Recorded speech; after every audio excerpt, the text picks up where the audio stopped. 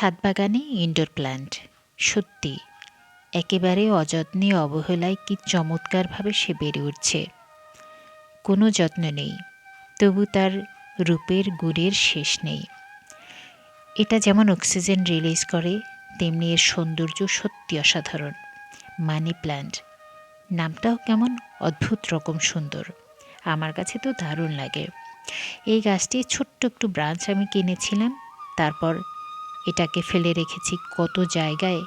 সেই আমার এই মানি প্ল্যান্ট ভালো বলতে পারবে।